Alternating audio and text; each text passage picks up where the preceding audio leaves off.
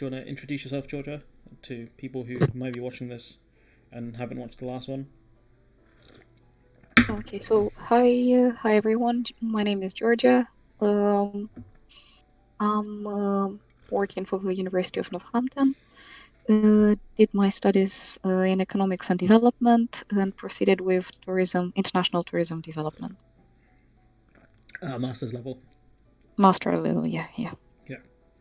So you're a master's of what was it? International tourism development. So you've mastered international tourism and development. Yes, in a way.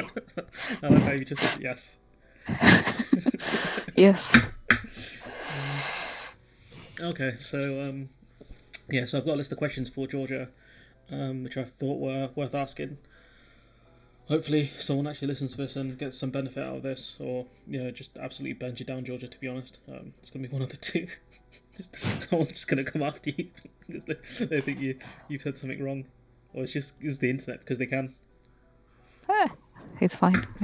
I protect myself Or from everything. I'll delete any mean comments. I won't tell you about it. Ah, okay. I've got the YouTube gives me the. So if we go into the first question, so Trump attacking the World Health Organization, calling them very China centric. What do you think about that?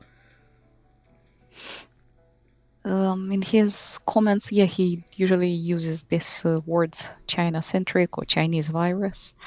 That's Kung flu. just He to, called it the Kung flu. yeah, or just it's most like personal opinion. It's mostly done to highlight the place of origin of the virus. And secondly, let's not forget that these two countries at the moment they're economically in. It's not a war, not a battle, but in a rivalry. It's a big rivalry, isn't it? Like one power Yeah. is rising and the other one's falling. Yes, and just before you mentioned before this started as well, Chinese virus because they were the first ones actually to avoid telling the world that this can be a pandemic or a world Yeah. crisis. So as we said, Taiwan in like they reported to WHO that there is a potential threat to the world on 31st of December, but it was ignored because it wasn't done publicly by So Beijing, which is so the capital. so who ignored? So sorry. Which group ignored? Which group? Sorry. WHO. Yeah, ignored They ignored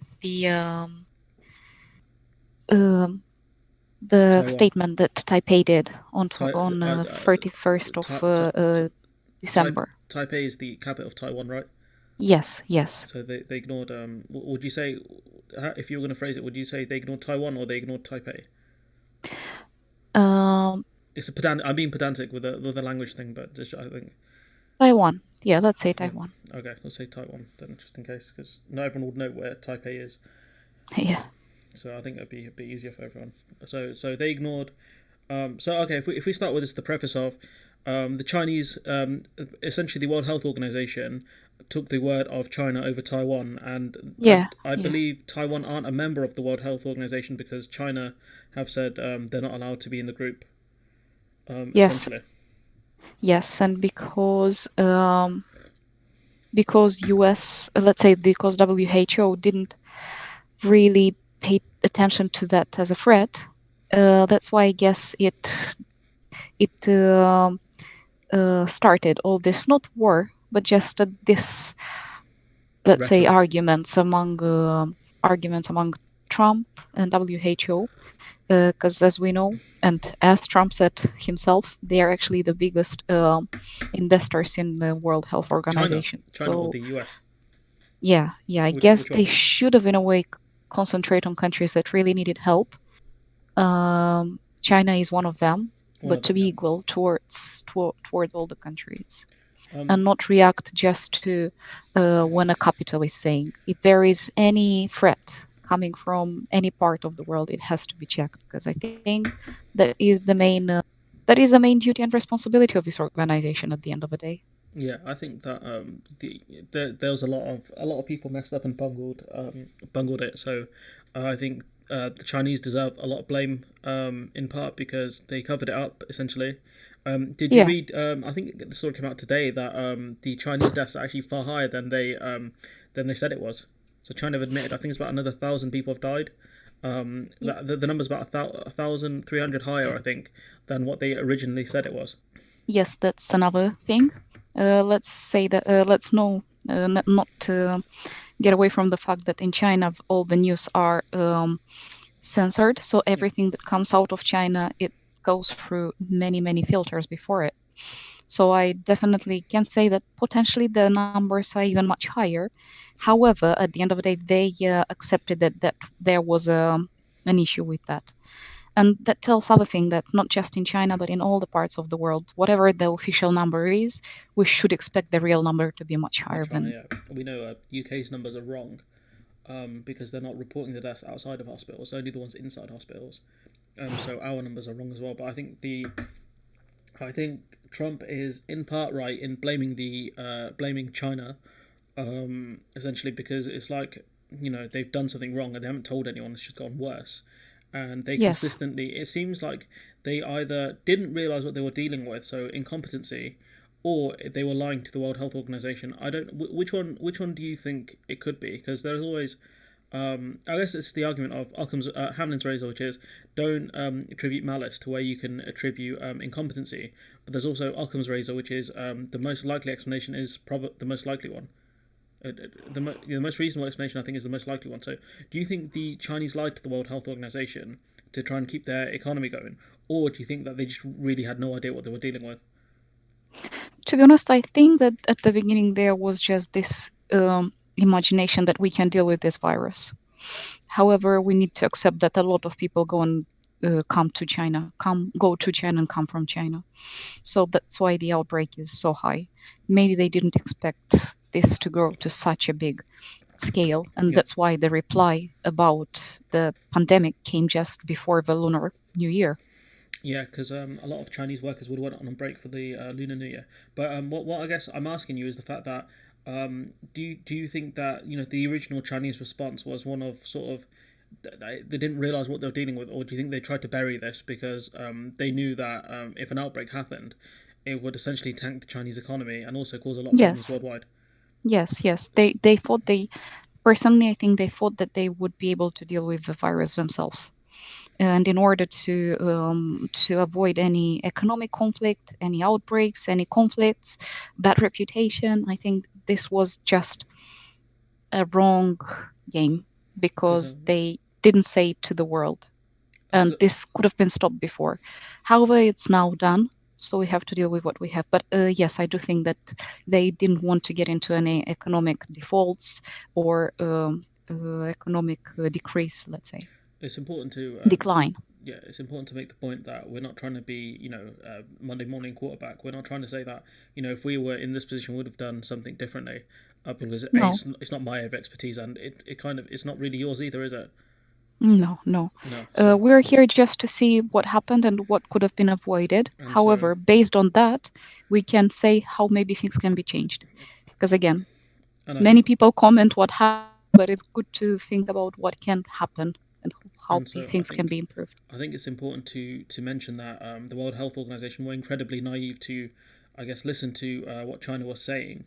I think originally, without doing some actual research in it themselves, because Yeah, they were saying that it's not going human to human contact, and then Taiwan were like, yes, it is, and then the World Health Organization, because they were listening to China, were like, nah, it isn't, and then we realized in January that actually this thing's terrible, and it's a lot more contagious than I think anyone really realized at the time. But then at the same time, I think the World Health Organization do deserve a lot of blame initially, and also the Chinese government.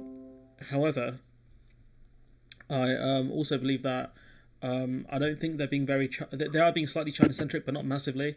And I think that a lot of nation states do deserve blame after the outbreak hit each country. I suppose, if that makes sense.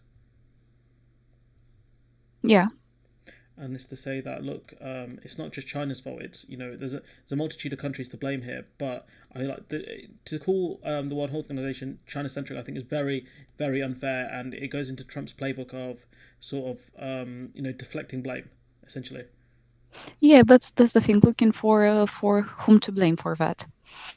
Again, we have to admit that numbers in US are much higher than they were in China as well. So that tells about the control itself. That maybe in China it has been handled better. So yeah, I know that, but obviously China's an authoritarian country. Just going back to the question quickly. Yeah, I think it's very Yeah. unfair to call China, call the World Health Organization China-centric. I think they're going to learn some very harsh lessons, some very very harsh lessons from this one. Is don't be so naive as to believe everything a nation state tells you to. I mean, the World Health Organization said China had no reason to lie to us, but realistically they did because they needed to keep their economy going.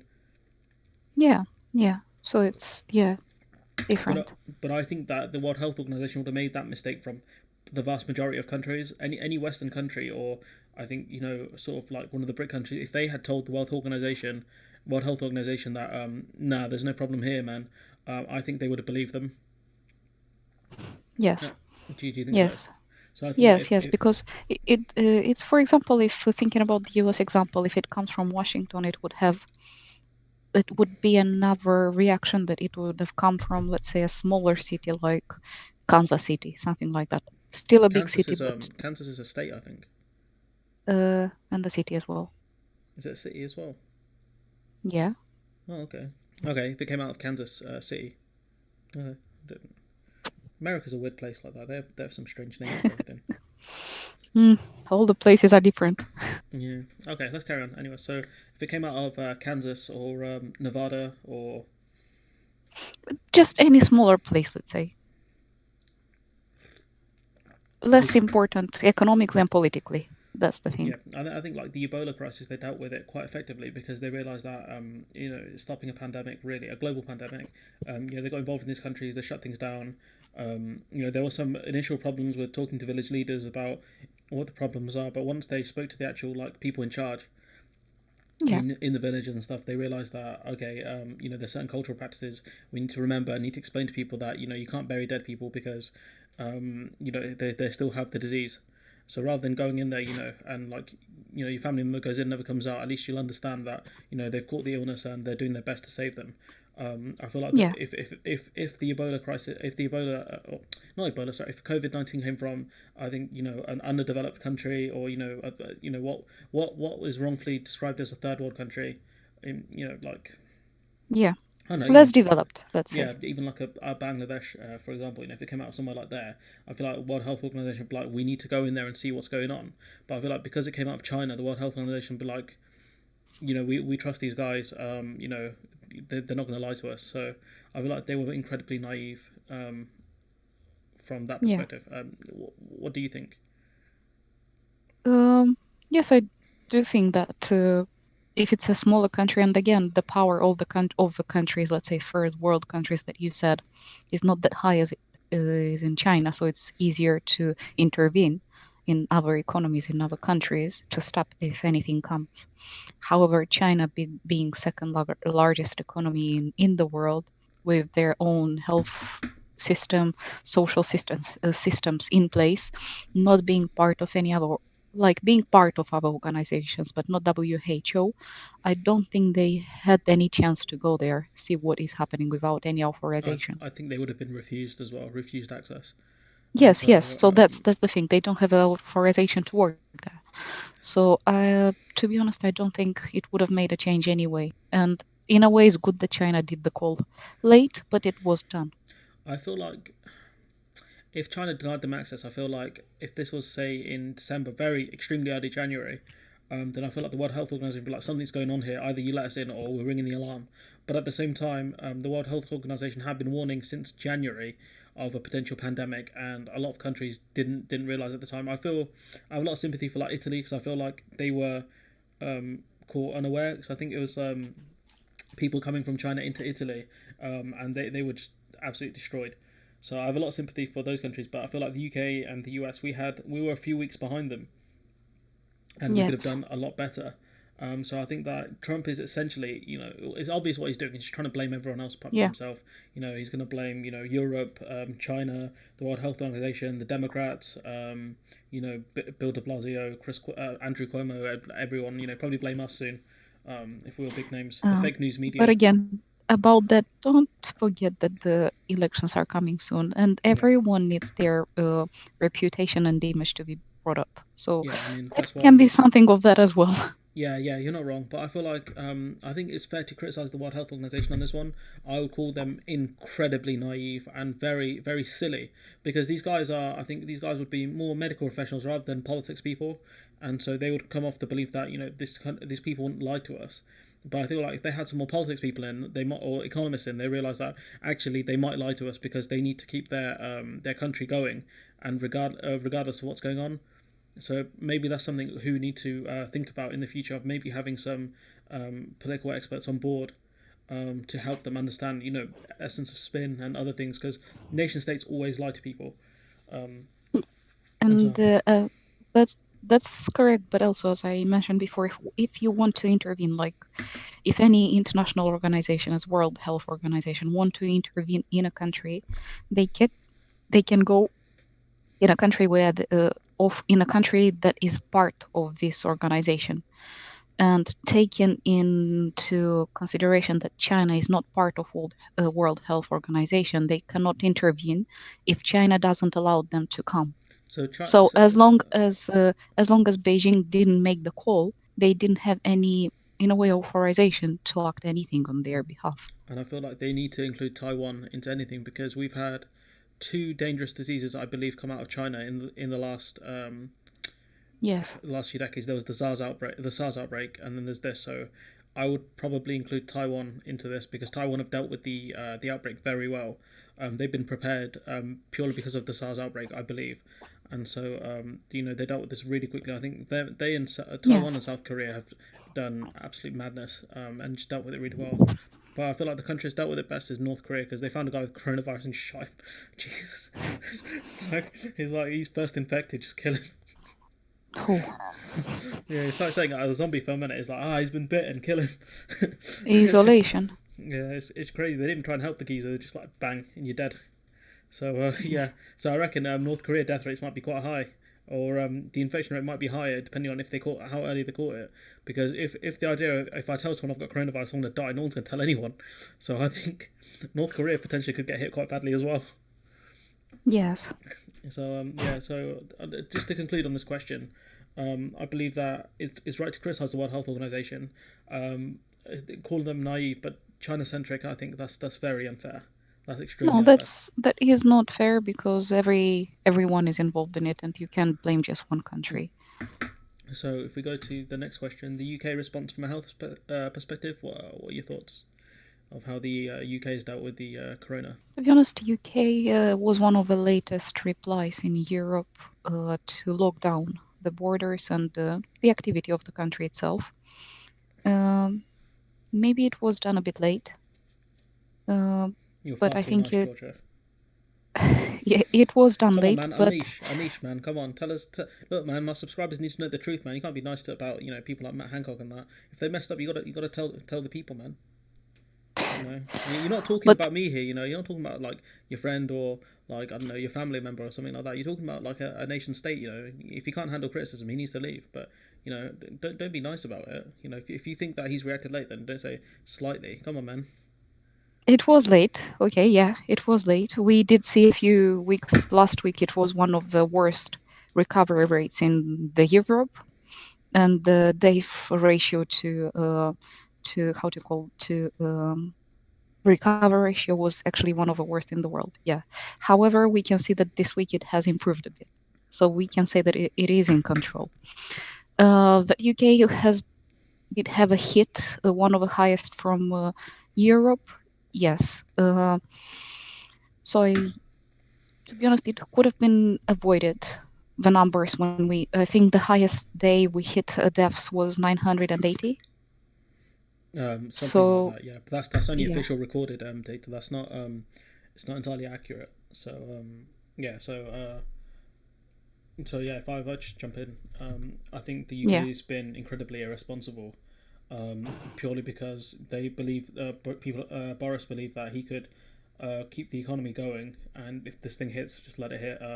It's very obvious they went for the herd immunity strategy, especially when Boris Johnson said, "Take it on the chin." So do you know what that phrase means? Yes, take it yourself. Take So on the or chin deal with means it. yeah, absorb the hit, take it, like you know, and taking it on the chin is just a stupid saying because it means you're gonna get hit clean and you're gonna go down, essentially. To be honest, maybe they didn't expect it to have this result. Okay, the first project or idea they had to immune the whole nation for that, it's wrong. You can't expect everyone to have the same immune system. How many? 70 million people in the country, Yeah, but that's what they and thought. Like they everyone thought to have the the older same people, health condition. the older people will die because of it, and it's fine. And so, like, if you look at it now, people in care homes are dying. They have no protective equipment. I read today. There was a story that came out just this morning about Yeah. hospitals running out of gowns for patients, and that Wow. and the fact that they've gotten like companies who have like not manufactured this stuff at all. And so, like I mentioned every time that I talk about factories and retooling, is my boy from you wouldn't have heard this channel, but Gamers and Excess, where he talks about like PCs and stuff like that. So he Yeah. covers factories. He does factory tours. And he talks about how incredibly expensive and time consuming retooling a factory is. So it's like if you set up your factory to produce certain products, to basically strip it down and put in new stuff is incredibly time Yeah. consuming. So what they've done, they've gone to companies like Burberry, and instead of forcing them by some sort of law, they've said that please can you do this? Come on, guys. You know who's going to buy your luxury products now? And so Burberry, on Monday they're going to start producing this stuff, I believe. And so it's too late now. Like hospitals have run out of stuff, and they've been There are other companies that are producing things for sure. Some but factories, some tunnels for different cars it's organizations, not. Mercedes, for example, Yeah, but the they thing are is, like, used to build ventilators and things like that. And actually, staff members from there are volunteering for that. yeah, but the thing is that these like factories and stuff, they're not built to build these things, and they've only just started. I read a Forbes article which basically said that the Dyson, the company, they're going to miss the peak of the coronavirus because they haven't had enough time because they only put the call in March. There was an FT article that said that essentially March 16th is when the UK businesses were told like, can you do this, instead of being told you have to do this. They were given the option, if you see what I'm saying. And Yeah. so this government's been incredibly irresponsible. I read Sadiq Khan today saying that people in London should have to wear masks, and I spoke to Clara today, and she said that they've been doing it in the Czech Republic for over a month. Yes, so that's the correct thing to say. The reply did come late, and it's not imposed. It's asked to be done, or it's not a requirement. It's an instruction, more Yeah, likely, as they call it. and So I think it hospitals. has to be said clear that if you don't have to come out of the house, you don't if you don't need go for a walk, okay, but even that, I think can be avoided as well. I think you have to let people outside at least once or twice a day. But my point being is that hospitals don't have the protective equipment they need. They don't have enough ventilators. The NHS has been underfunded for 11 years now, and this is it. This is the knockout blow for it. I feel because I can't imagine what it's like to see people dying on a daily basis, and that you can't help them. And so the fact that they haven't instructed people to wear masks. It doesn't stop you from catching it, but it stops you from spreading it. Essentially, in Spain Yes. on the Spanish undergrounds, they're giving out people, they're giving out masks for free, to people. So they stop this because at the end of the day, it might cost you some money to buy the mask, but if you stop the infection, that's someone that's not going to the hospital. That's one less funeral to pay for. There's one person who can come back and protect. As you said, there are not enough resources. That's why it wasn't said here, do that.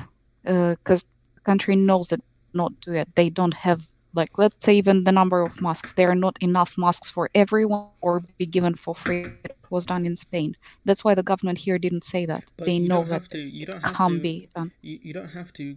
Give people a mask, but you can tell people to wear one. You can make one out of stuff in your house. Yes, yes, Like I said, I spoke to Clara today. She said that if you can't buy a surgical mask, you can use, like, I don't know, a t-shirt or a scarf or something like that. And people in this country haven't had to do it. I saw another video today. People on London yeah. Bridge by Westminster clapping carers, and the police are getting involved and clapping them as well. I'm like, mate, you're meant to keep people like social distanced. You should stop people that are like getting together in social gatherings. Like, why are you clapping carers? Do your job. And it feels like the response initially was a joke when Johnson was shaking hands with people with coronavirus, and so he makes it out to be a joke, and then everyone else thinks the country's not serious. And now, Johnson's like, this is serious. I was like, but you said it was a joke a week ago. What's changed? Do you see the point I'm making? Like, It feels like Yeah. everyone was incredibly underprepared for this, and it feels like the UK as a country is getting continuously hit in the face, and instead of us actually doing something significant, we're still getting hit in the face because the hospitals can't cope. They haven't, I've covered this. Matt Hancock has said on three. He said three different things this week, right? I think it's Yeah. this week alone. He goes, there is enough equipment, but nurses and doctors have to use the equipment properly for it to last, yeah. And then he goes, there is a distribution issue, not a supply issue. So he's saying there is enough, right? And now he's Yeah. saying, oh, we just can't get it to people in time. That's the problem now. And now, because of this thing, doctors saying that, look, I'm running out of gowns this weekend. That's it. We're out. Now he's saying that, oh, there is an issue now. Do you see what I'm saying? And so he's put his own reputation and the government's reputation ahead of the country, and that's incredibly irresponsible. There's miscommunication with the departments among Do you think? themselves as well. Georgia, I think again, like you're being a bit too kind here. Like I'm trying not to like be mean to you because it's not your fault. But like you say miscommunication, but it feels like he's lying to the public. That's what it feels like because he's privy to information we don't have, so he knows. He can find out exactly how many hospitals are short of what, and he could say that look, we are short. We need these things to be done, and there are doctors who have to wash protective equipment and reuse it. Do you see what I'm saying? And it Yeah, feels yeah, like yeah, they've been yeah.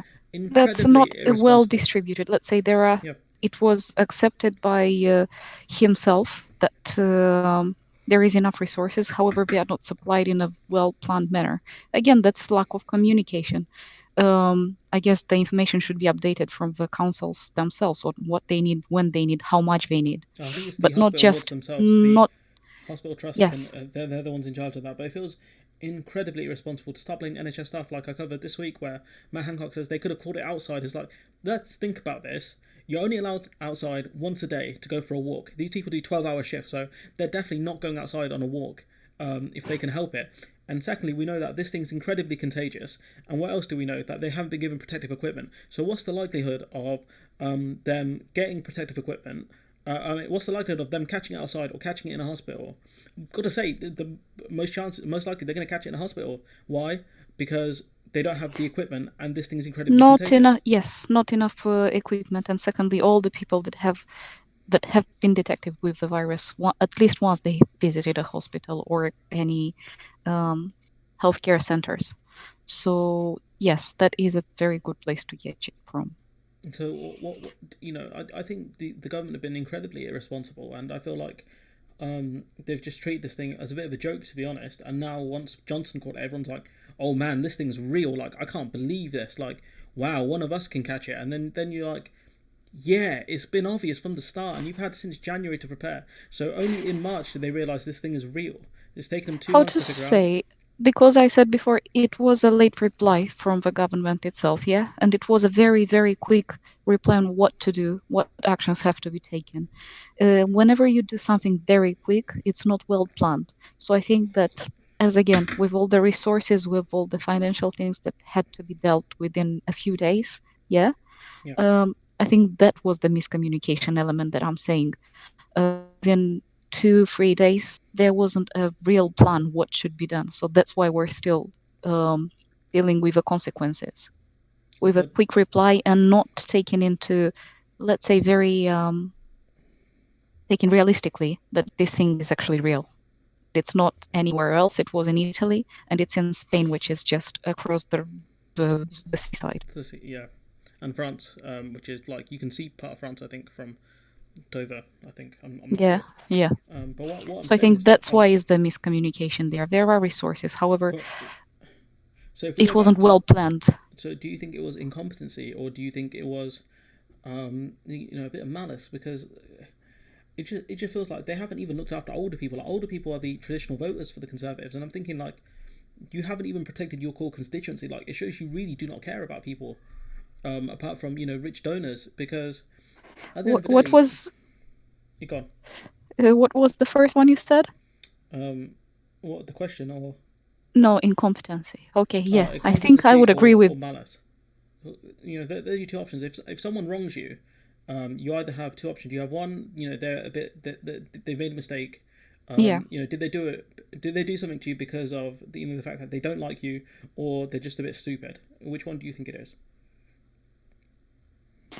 I think they no. That I would say I'll go with the first one, a bit of incompetency, which links to the second point. Don't want to say it loud. Because So, because I think originally it was malice to say that some people die, who cares, and then they realize, wow, this thing is actually real, and then you realize that, yeah, like you said, it's a bit of miscommunication. They're kind of scrambling, trying to figure out, oh God, what do we do now? And it's like, okay, we need to shut down the country, and everyone's like, wait, what?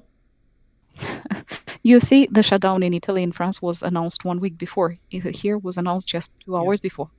So and that's what I mean. Italy and Spain were 2 weeks ahead of us in terms of the infections.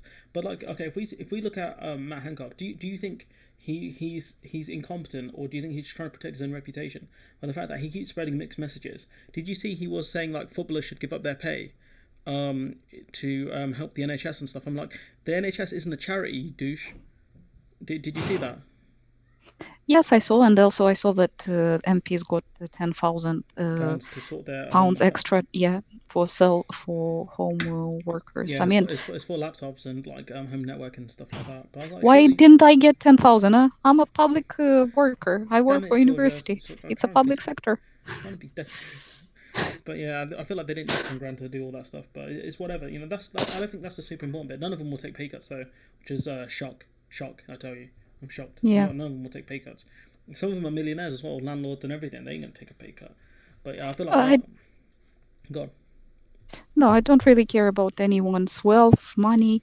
Um, yeah, the thing is just, as you said, the reaction was just late. And the miscommunication, or let's say that one day they're saying is bad, another day they're saying is good. I think it's just to play the game, to kind of try to please each side, and finally, when everyone looks at it, you come out as a bit stupid. yeah, it felt like they were just trying to protect the economy, and then you realise that actually you couldn't do it, and then they realise, oh, this is grim. And so I feel like it's a bit of malice at the start, and then it's a lot of incompetency, a ton of it. And I feel like Matt Hancock's trying to protect himself and the government really, when he should have resigned. I feel like he should resign. I think him and the care minister and the other some other lady they should quit, because they're clearly not very good at their job, and he's a spin merchant. He's trying to protect himself. He's blaming NHS staff. And did you see, like, recently he got asked about, are you going to give nurses a pay rise? He goes, now's not the time to talk about it. It's like, when is then? Because you're not going to do it straight after. You're going to clap them and then tell them to get Yeah. lost. Yeah, you're going to tell them you haven't got the money to do it. So, I feel like the UK's response has been incredibly awful. And the only country that's done worse there's a few countries that have done worse. I'm saying Belarus, because they're just saying this thing's not real. So I reckon they're going to get whacked. Sweden is another one. They're suffering right now. Holland, because they follow the if he dies, he dies strategy. And then there's the US, who are doing really bad at the moment. Even though the fact that they have more ICU units per unit, but their healthcare system doesn't allow people to get sick. So those are a few countries that are doing way worse than us. Okay, if you want, I'll just say something about the three countries you said.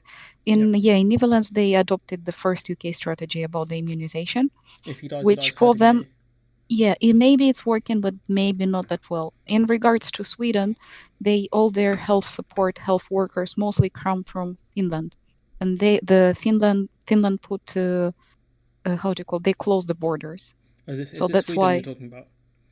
Is Yeah, that Sweden? Okay, I'm saying that Sweden, all their rather than health Finland. carers, health support mostly comes from Finland. Okay. Now they lack that because Finland closed the borders.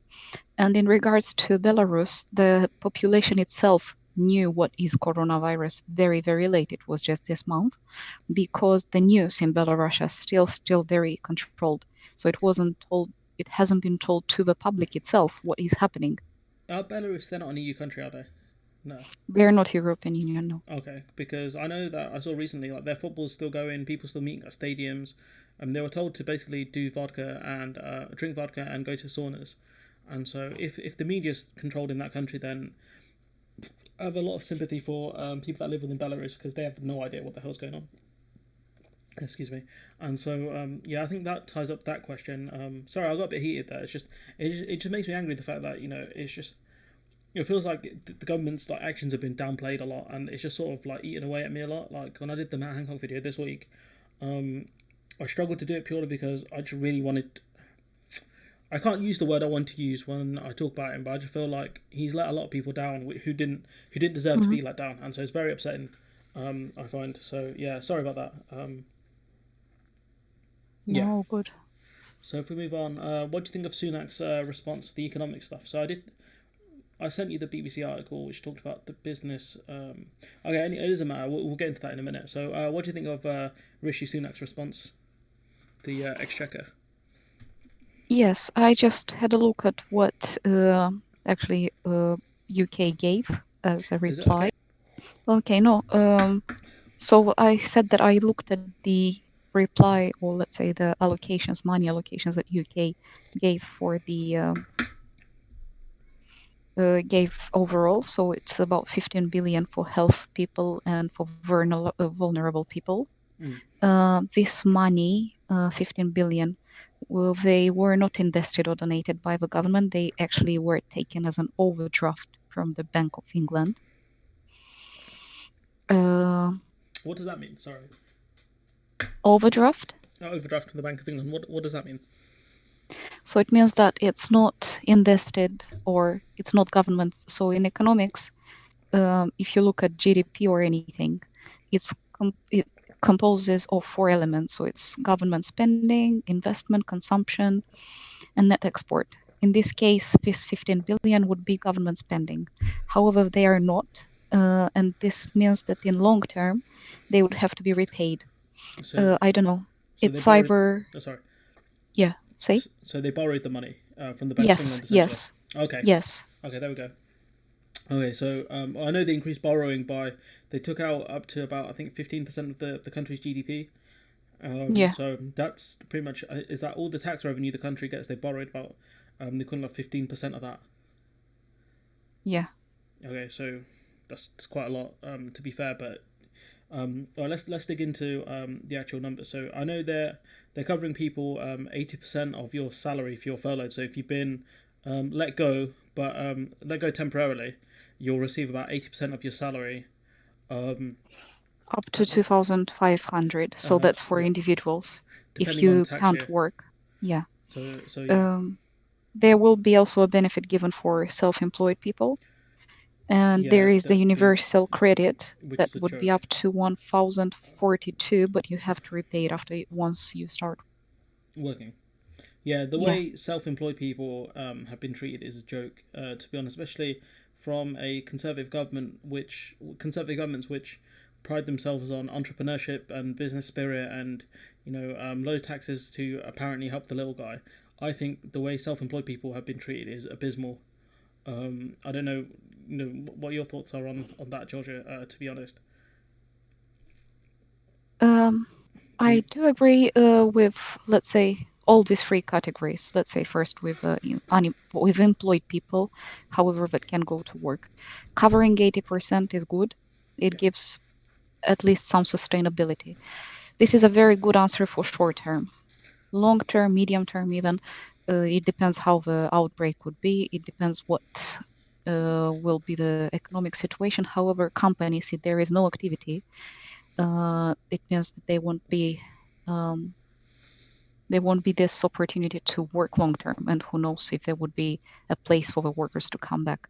Sometimes you see that the companies operate 80% government and they pay the extra 20. 20%. Yeah. Yes, so again, that is not viable long term, as I said.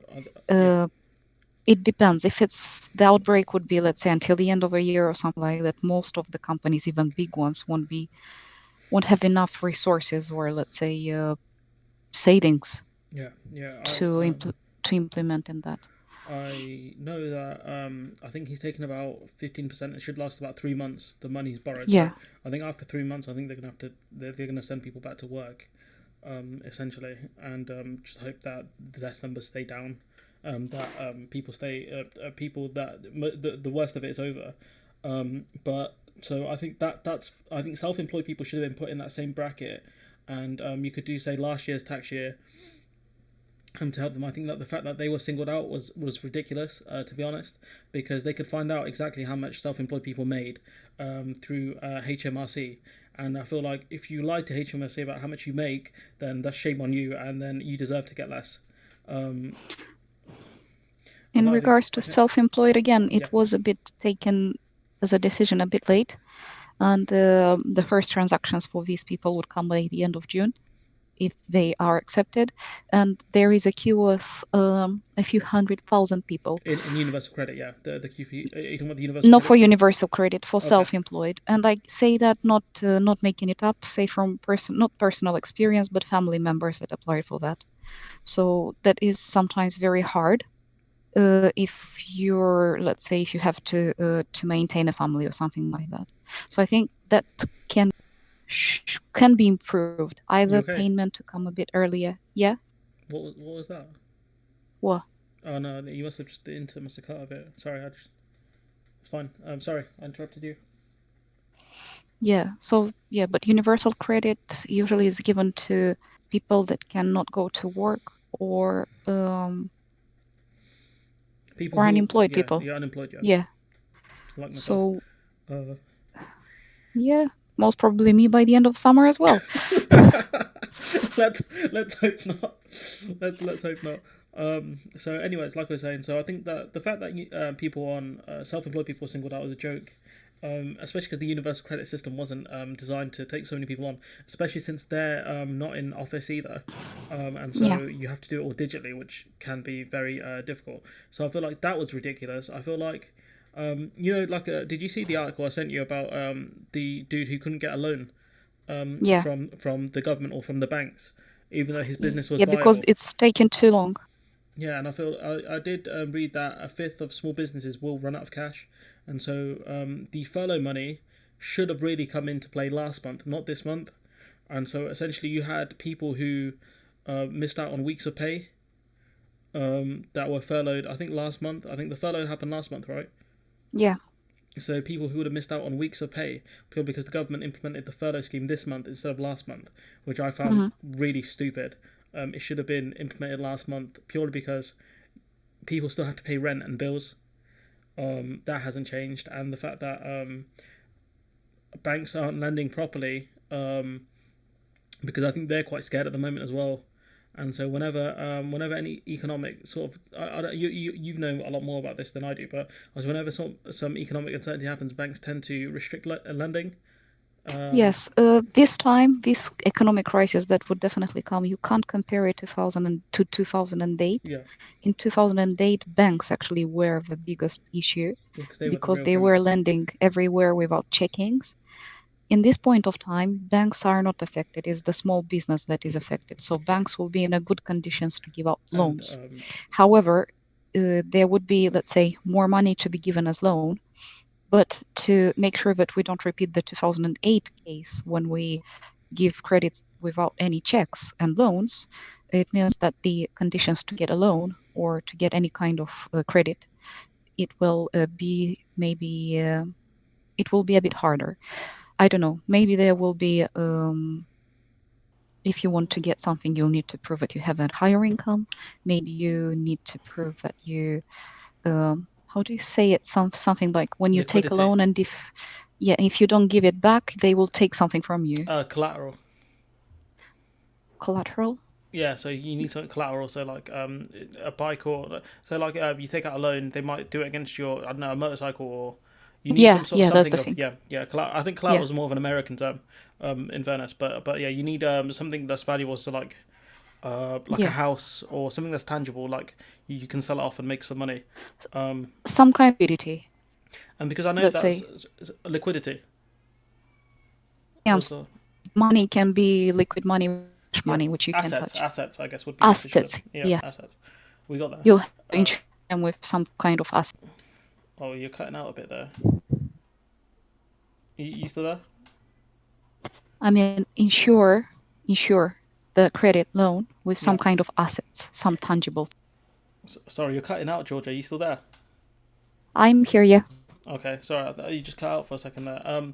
So yeah, from what I've read, that it's very difficult to get any of these government loans. Like the example of the guy who's still in construction, which the fact that construction companies are still open is terrible, in itself. But what's the point I was trying to make? that business owner specifically was having trouble getting a loan because the banks wouldn't lend to him because they're being extremely restrictive, and I believe he couldn't get the government loan for some reason, even though he proved that his business is viable. And so he's struggling now because he's running out of cash because his construction site's still open, and he can't get a Yeah. loan to cover himself. And it's like if he can't get a loan, then other businesses that are less viable are going to struggle, especially if 1 in 5 small businesses are at risk of running out of cash. Once you run out of cash, you can't pay your staff. You can't pay your Yes. bills, utilities, or anything like that. So within about 3 months, you get repoed. And so the government really aren't doing enough to help these sort of smaller businesses.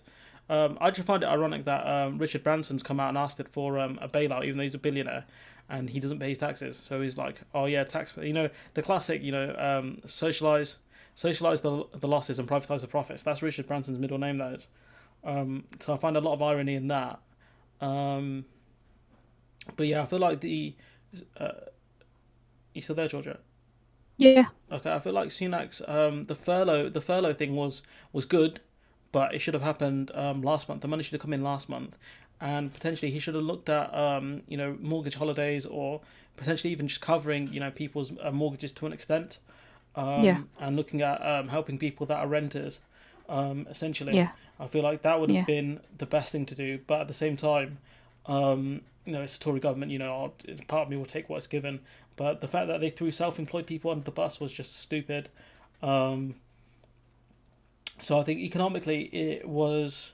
I mean, Spain and Italy have done a much better job than we have because they've actually helped people who they've helped people pay mortgages and things like that. So I feel like their response was always going to be better than ours. But I feel like our economic response wasn't as bad as it could have been. No, no, it wasn't that bad because you see that sometimes renters offer a few months off for the rent. Mm, Banks, if you're in a bad working yeah, you condition, can they get a give mortgage you holiday. Yeah, mortgage holiday or mortgage like three yeah. months as well. So there is some kind of help, of course, coming. I feel like And renters are in a bit of a stickier situation because I feel like they get a lot less help in this case because their landlords can try and demand the money. And I've seen like some people, obviously I don't know how verified these are, but put on Twitter that their landlords are still demanding money, regardless, and they're yes, trying to find ways around getting. These you have 3 months until you get evicted. yeah. They're trying to find loopholes around that, and I'm just like, good luck with that because I doubt there are many loopholes there. But yeah, there's some scummy landlords out there, and I feel like there's never been that much help in the renting sector um, from central government, and I feel like even now I feel like they really need to help people because I think if people start getting evicted, it's going to end badly. It's going to end very badly. Um, but yeah, I feel like economically it's been okay-ish. Maybe if I was going to give it a mark, I'd give it a 6. What do you think? Economically, Yeah, so far. yeah. I think if we do like the health response, has definitely been a 3. But I think economically it's been closer to a 6. I think.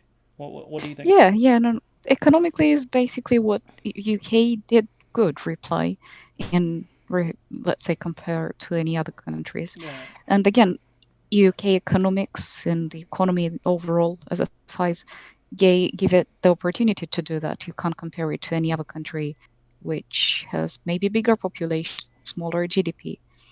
So in this way, let's say, considering that UK is the fifth economy in the world, they can allow themselves to do that. yeah, it's true. Because if you let people go unemployed, then you end up like the US. Which have you seen the US unemployment rate? It's massive. It's around like I think it's going to hit around 30%. I see that is increasing, but they also, to be honest, like their stimulus bill, I think it's pretty okay as well. It does seem somehow the same a bit as UK. I Yeah. guess Um, one or the other, they inspired each other. I feel like the US response has been a lot worse than ours because they're giving people I think it's $1,200 over 10 weeks. But if you live within a city, say like Hmm. New York or in a place like California, your rent is Yeah. extremely high, and that 1,200 will get eaten by essentially your rent. And I feel like, given the fact that food prices have gone up, I feel like the US stimulus bill is the money's not enough for people, and So I it's have also here the details. So they allocated $2 trillion, and there is 250 billion mm, dollars for families and individuals, 350 for small business, 250 for unemployed people, and 500 Oh billion, God. this is Oh. all billions, $500 billion for distressed businesses. Um, $1,200 is on either path of per family member, but only if the income is under $75,000 per Yeah. year. There is $130 billion given to local hospitals and local local Governments. governments, yeah, Yeah. to deal with the And issue so, itself. I think that the money given to individuals is not enough, especially because a lot of people been pushed into unemployment. So I feel like if they did the furlough strategy that we followed, I Yeah. think it would have been a lot better for them in general, and perhaps some sort of mortgage moratorium or something like that, because their unemployment rate is around Great Depression levels, and Oh wow. yeah, it's just like that. That's a horror. That is not what you want to hear. Um, and you know you got farmers dumping food essentially because it's not worth anything. So yeah, they're heading back into sort of depression because I think like you either this '08 was about bailing out the banks. I feel like this recession is about bailing out more small businesses and people. Yeah, And yeah, yeah, definitely. we can see that And governments have been Western or the UK and the US have been kind of reluctant, I think, a bit to do that, especially the US in this case. And as I said, you can't really compare them. Like this business is not like the others. Like Great Depression in 30s, 2000, they were affected. So first one was triggered by the amount of uh, loans yeah, taken from the banks, is this and 2008 or is this that's not 1930s. okay? And 2008 came in UK as a reply to house bulb, or how do you call House, this, but it wasn't just the housing bubble. It was the UK bubble. banks Yeah. were, I believe, it was over leveraged. So they had invested a lot into the Lehman Brothers, the stock Yeah, yeah, exchange thing. yeah. That Yeah, was the first bank that yeah, collapsed. But as an overall, that's from this thing, um, giving too much loans, not keeping up the records of the loans given out, having very simple conditions for that, being and extremely responsible. just 110% mortgages as well. So you get the mortgage at the value of your house and above that, so you can do like house renovations and stuff, which is great if you're borrowing. But like for the bank, if that person loses their job, then yeah, the house is getting repoed, but you've made a massive loss. to be honest, this is also done and allowed by the government Mm. itself by that Yeah, time to show a bigger yeah, the Labour GDP. government. Let's say let's say the income of a country has just simple economics. If I give I was able to save £5,000 and I Mm. put them as saving into a bank. 5,000. They are my 5,000. And the bank is loaning this 5,000 to someone else, then that person has 5,000. Theoretically or like practically thinking, these 5,000 which are mine are now belonging in a way to another person. In economic terms, they made it 10,000 now because in idea, I have my 5,000 still there. Yeah. However, there's already given out to someone as a loan to invested to be consumed. So in economic terms, you have 10,000, You're cutting out a which bit, five, Georgia. Just sorry, you're just cutting out just a bit. yeah, which 5,000 is in bank, is saving, and the other one is part of consumption. So from what I read about, I think it was the '08 crashes. The banks essentially, if they were given $10 by someone put it into account, they could Yeah. effectively lend $100. And so Yes. yeah, is that what you're trying to explain? Yes. Okay, okay, yeah, that's fine. And so essentially, if that person demanded the money, they couldn't pay up, and if anything happened to the money, then the banks were in real trouble. It's Yeah. partly because they repealed Glass Steagall, which I think made the investment banking side separate to like the commercial banking. If Yeah. Yeah, and that's the reason why America was stable for a while, and then once Bill Clinton repealed it, all hell broke loose in '08. But yeah, that aside, I feel like the US response has been quite poor. I feel like that the stimulus checks won't last long, and I feel like after It's not gonna last long for any country if looking long term. You can't allow yourself to do that more than a year. no, but what It's I'm just saying not is, viable. What I'm saying is, if the Um, furlough money is going to last about 3 months, from what I've read, and so after 3 months, what was it? What are we in? After 3 months April, will be done what, for example, May, Germany technically April, in I think from next few weeks they May. will reopen the universities, Yeah. schools, and some people will be able to So go to work. However, public spaces will still be closed. like restaurants will be Yeah. closed, and there will still be the social distancing put in So place. so my point being is that the furlough money in the UK will last until July, right? The money that's given to people, the 1,200, I don't think that will Yeah, last anywhere near. Mulvaney, who's the one of the money guys in the US, yeah, he thinks that the money will last 10 weeks. A lot of people are saying it's not even going to last 8 because the rent is going to eat at it quite significantly, and that's why I think that their response has been a lot worse than ours, um, purely because the money that we've been given, well, the UK people have been given, is I think far it's higher. It'll be higher than what the people in the US have been given, and I don't know if they have access to things like mortgage holidays, and there were a lot of foreclosures in yeah, America, so people just getting their houses and stuff repossessed, really aggressively.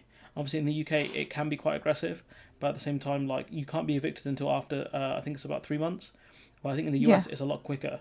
So I feel like their economic stimulus package has been far weaker than ours. And as painful as it is to give someone like Rishi Sunak credit, um, I have to give him just a bit of credit here and say that to an extent, he's made the right choice. Like I said, maybe he gets a 6 or a yeah. 5. Not much higher than that because he hasn't helped renters and he threw self-employed people under the bus. Um, so yeah, I think I had to give him a bit of credit. Not a lot though, because it didn't go far enough. But I feel like the US package was not the best because I think a lot of the money that the bailouts are going to the bigger businesses, which is kind of pointless. Because there was one billionaire, he was saying that bailing up big business is pointless because even if the people do get put on unemployment, they still have severance packages and stuff like that. But if you're bailing out big businesses, all you're doing is bailing out, the shareholders. Hmm. And so I'll have to Yes. find that clip. I might try and chuck it in here. But I feel like it's worth remembering that when you bail out big businesses, realistically, you're mainly bailing out the shareholders. You're not mainly bailing out the workers because they can still fire the workers. You see that with Virgin Atlantic, where Branson was asking his staff to take 8 weeks without pay, and just Hmm. like, are you a clown? To be honest, there are other cases. I'm not gonna lie, and there it can be linked to that. Some real estate agents, for example, also family work member working for one of them was asked to take holidays for this week, Yeah, for this year, okay, but also for the next year as well. yeah, I've heard about stuff like that as well, where people have been forced to take up their vacation pay, and so Yeah, yeah, it's a really poor situation. So yeah, I feel like the UK's response has been better than the US's, but I feel like the US response was awful. What do you think? it's about consistency. Consistency. Uh, I'm not really aware what happened there, but here I can say that maybe it's a better response, but it's a bit lack of consistency, and every company and that takes their decision in a very different perspective. Mm, I'm not saying that every decision has to be taken the same. Again, yeah, every company, as every individual, is very different.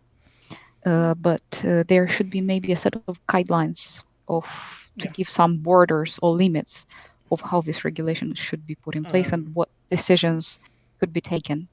I agree with that. So if we move to the next question, when do you think the lockdown will end? So, as I said at the start, Georgia and I aren't experts on this field. I'm just a guy who talks a lot, and Georgia is a person who has more expertise than I do, especially academically speaking. But in your opinion, when do you think the lockdown is going to end?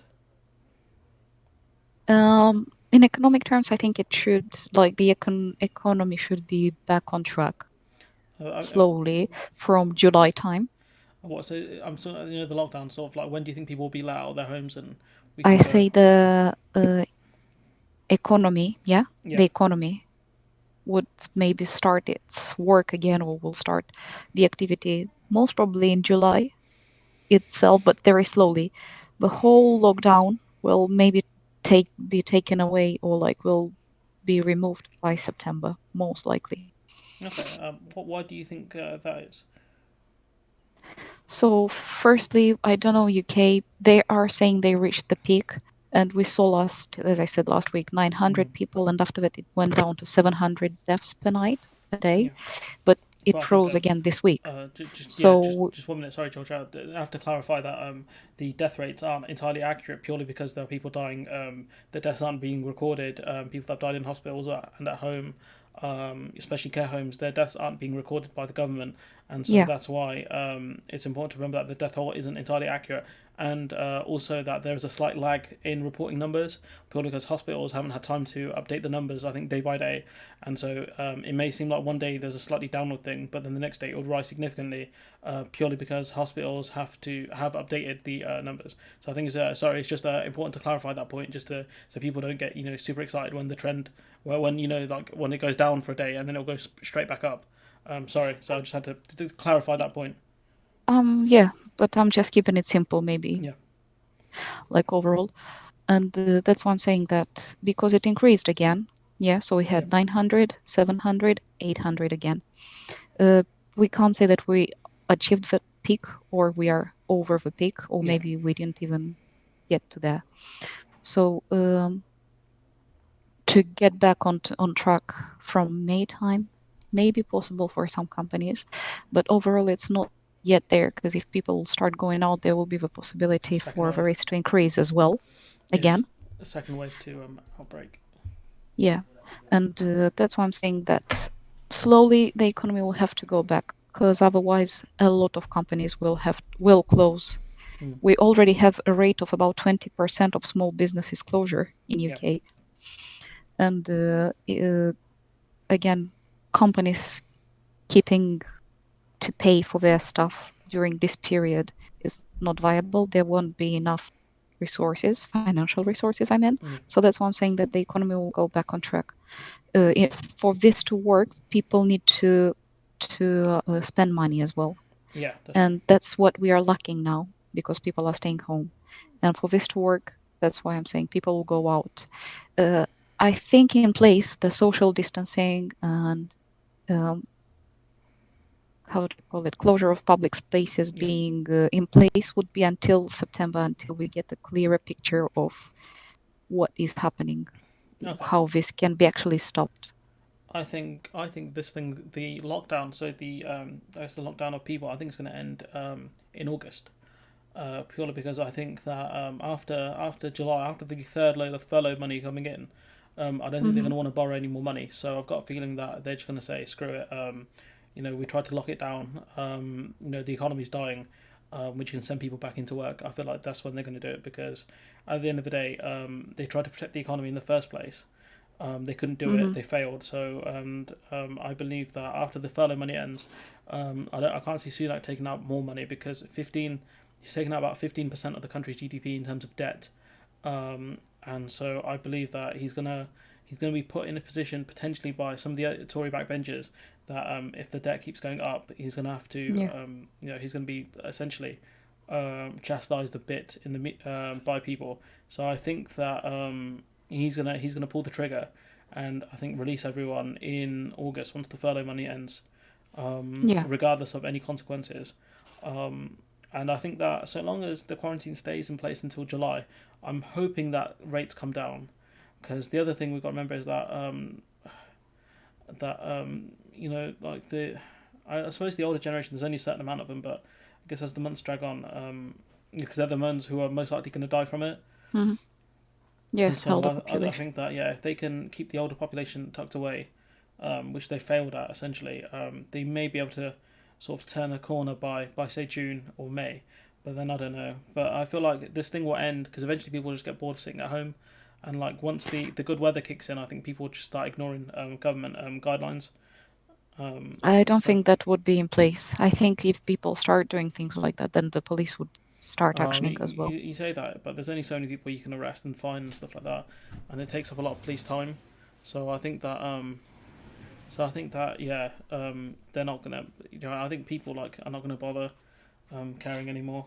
That's what it feels like, Yeah. anyways. Because like I haven't shown you the clip, but I might put it in post. But there's a load of people on London Bridge clapping for carers and things like that, and they were all like no social distancing really. People were near each other. Police were there. Police were also clapping. And I think that I feel like they're just not taking it super seriously. Like I know in Yeah, Northampton they and fined someone that's for like sitting on a park bench for too long. But I feel like if it's en masse, if it's like a few hundred people in one place, I don't think they'll bother doing anything. Because I feel like at that point, what are you supposed to do? You can't arrest everyone there. If you see what I'm saying? yeah, yeah. But that's what I'm saying as well. The economy will go back in July, hopefully. But social distancing and lockdown of like people isolation will be in place until September, definitely. You think September? I think August. So I guess we can see in a few months who's right. Um, Hopefully it's you. Hopefully that stays a bit longer in and we pull up, we get out of this. But who knows? Who knows? That's the Yeah, thing. Let's see. we'll Anyway, see. August, Um, September, it's not that far.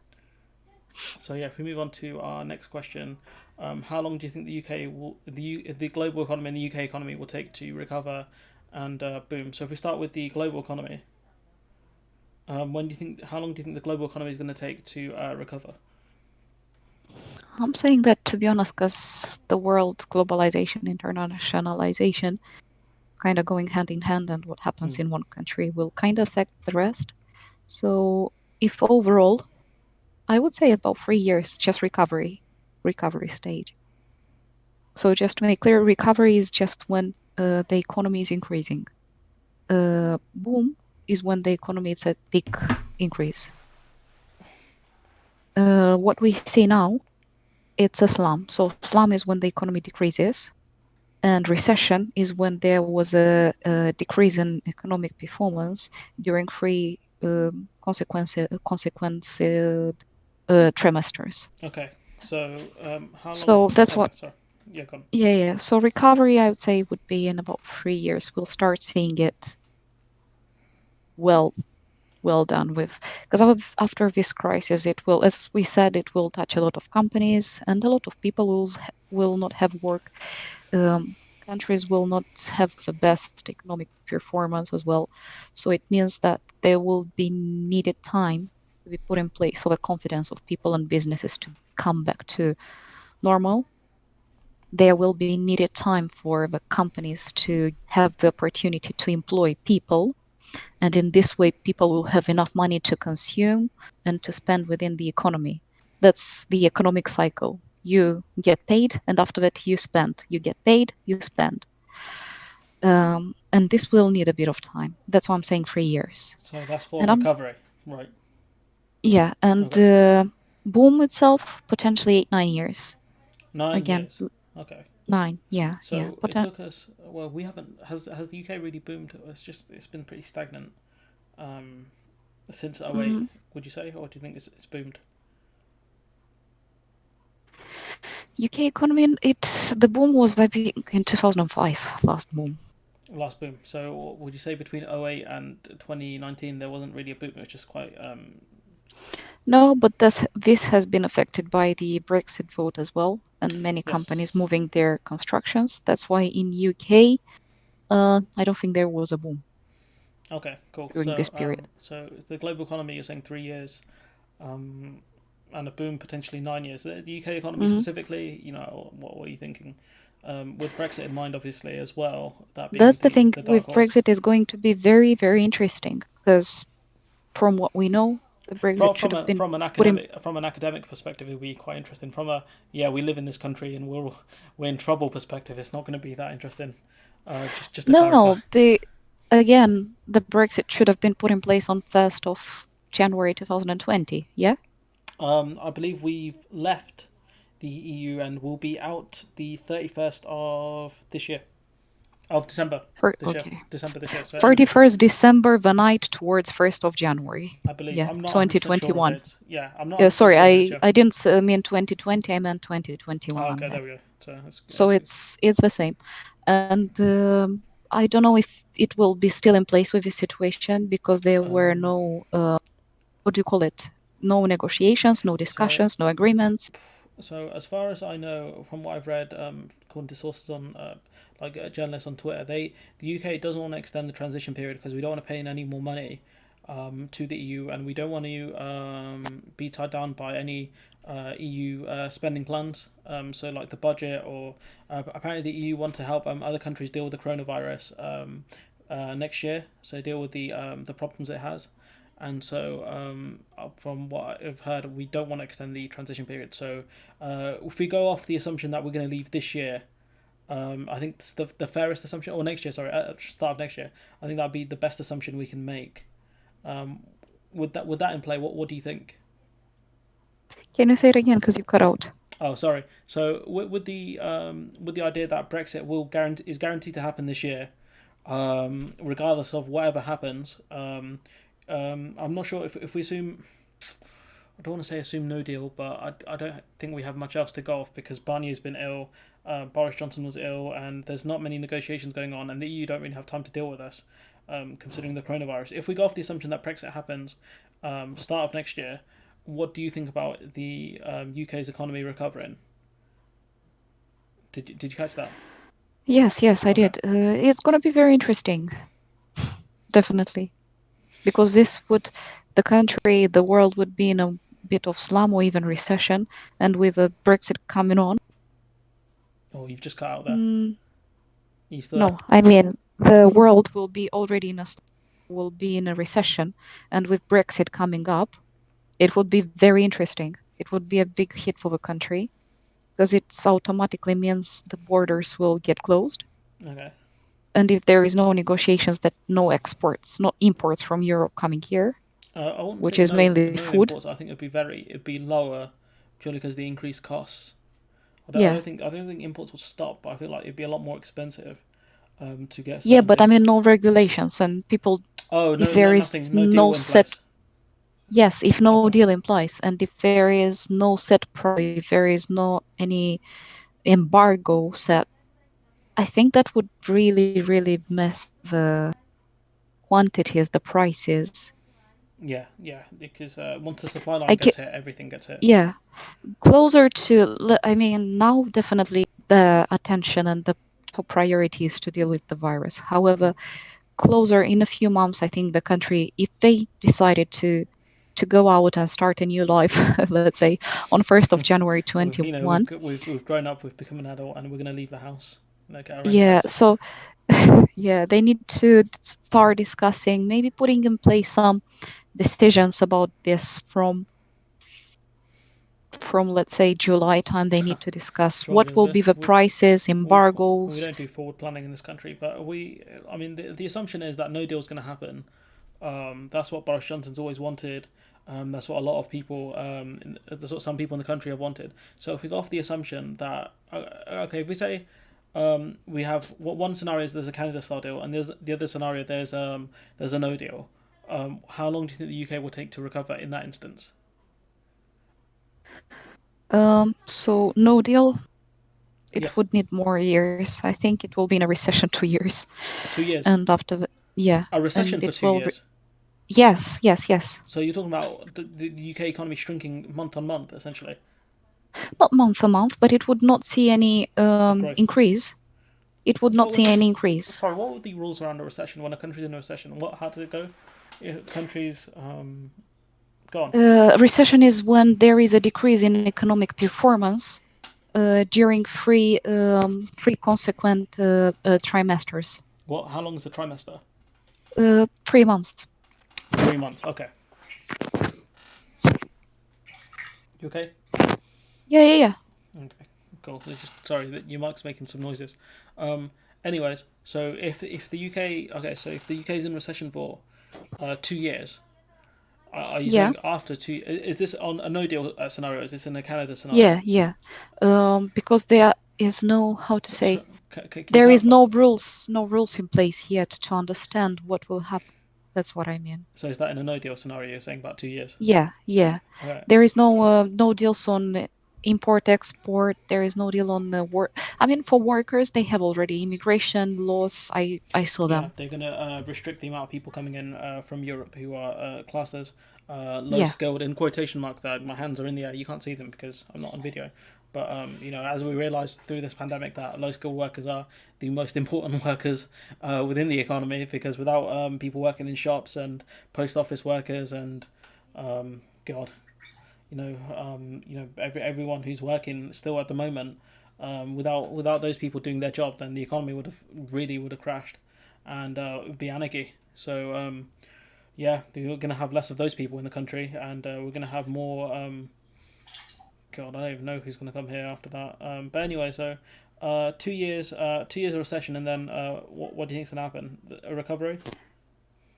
Yeah, I do think recovery will come. So basically, the country either will shift its economy from services to manufacturing or things like that, where they will have We'll have to produce more uh, stuff because we can't get it from abroad, can we? y- yes, it might be just more expensive. Or again, the country will concentrate on services, however, high-tech services. Or they will move the manufacturing from how do you call it, from textile, not textiles, but like simple manufacturing to something more uh, high tech, like Germany, cars, motors, computers, things like that, which require high skilled job, which is considered, let's say, a high skilled job. Because what we've seen from one of the top Brexit economists, Patrick Minford, have you heard of him? No. Okay, Patrick Minford is the one they cite when they talk about economics and where the UK is going. So what Minford said was, in when Brexit happens, they'll get rid of manufacturing jobs, and what would have Yeah. is, like you said, the top services. So the best architects, architects. What else? What other services are there? God, architects, accountants, bankers. What other services are there? Can you help me out a bit? Tech The high support. skilled jobs, In terms of like engineering, services. economics, accountants, Yeah, lawyers. all the cool, some of the cool stuff, and so we'd have the best of them. But then a lot of other people struggle because obviously there'd be a loss of jobs. Like agriculture would be decimated, manufacturing would be decimated, and so we'd only be making, I guess, the high end stuff. Sort of, it'd be like, I guess, just a bigger version of the City of London. So it'd be like the top investment bankers, top lawyers, all those sort Yeah. of services would be like, I guess, Singapore of the West. I guess that's one of the models that could go down, a very low tax place where the motto is, I guess, if you die, you die. But I know Singapore does have some safety net measures, but it's not the best. I think, and so yeah. So if you're saying 2 years to recover, how many years to boom then, if that's a possibility? No, there definitely might be a possibility. Uh, I would say at least 10 years. 10 years. For the yes. So again, why I'm saying 10 years, because you need to make sure your staff knows all the new regulations. If the economy will swift shift from manufacturing to services, again, there will be a requirement for people that can work in that field. So it's just gonna, yeah, the human capital needs to be changed. All the capital, like equipment for your work, has to be changed as well. So many things will be put in place. And in order to make sure that everyone knows it, it means a lot of training required, a lot of um, maybe shifting the educational system as well towards the professions that would be required then. That'd be a lot longer than 10 years. To be fair, that could take That about 20 years. that is the thing. That is the thing. It will be very, very slow. You And shift the economy, and after that, you'll see what you actually require, what type of jobs you require. oh, Georgia. Yeah. I'm here. I'm Yeah. here. Okay. You trying to finish whatever you were saying, or Yeah. Sorry, that was about the. Yeah. So again, it means it's really up to, you see, the change. We need to understand what would be the change. We need to get the new regulations, new standards, new rules. so we need to After understand. that they are put in place, we need to see what consequences it will come with. And just after that, we can start doing the changes in other sectors. Again, we'll know what kind of jobs we require, so then we'll be able to make sure the economy has them. And again, university degree, 3 years. It's a long process to get all the skills required for that. And after that, measure that performance to see if the new regulations actually work.